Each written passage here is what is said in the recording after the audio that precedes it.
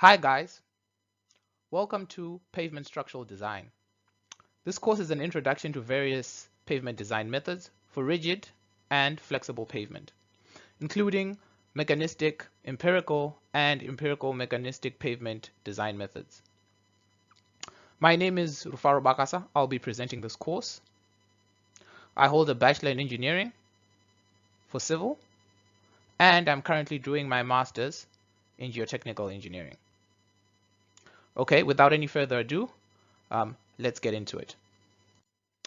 Okay, so first off, let's start with the introduction. I'd like to give you a technical background of myself. So this is an extract from my CV. So I have a qualification, a Bachelor in Engineering with the University of Johannesburg. I started in 2015 and I completed it in 2018. Currently doing a Master's in Geotechnical and Earthquake Engineering with the University of Auckland. Started in 2023 and still presently doing it. So I'm a candidate engineer with the Engineering Council of South Africa, and I'm an emerging professional engineer with New Zealand engineers. I am a Waka Katoi inspector, and I'm a certified AES wastewater disposal system designer. The fields I practice in are civil engineering, geotechnical, and structural. I have 5+ years of professional experience, practiced 4 years in South Africa, and I've been practicing for a year in New Zealand. Moving on. Currently, I'm working for LDE Limited, it's a consulting engineering company in New Zealand, and my experience in as far as pavement design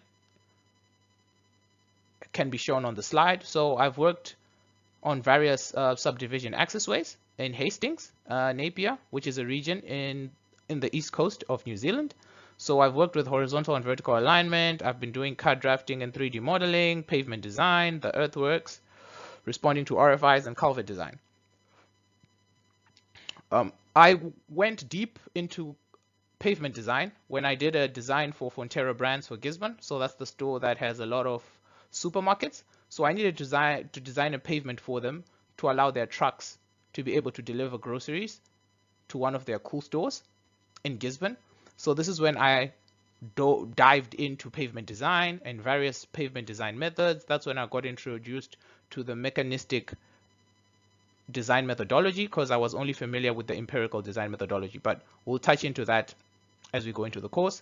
In South Africa, I worked for Snetemba. I worked for Snetemba for 3 years.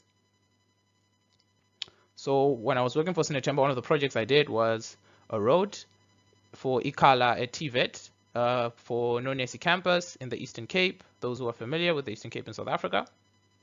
So that is my technical experience. So this is the course outline.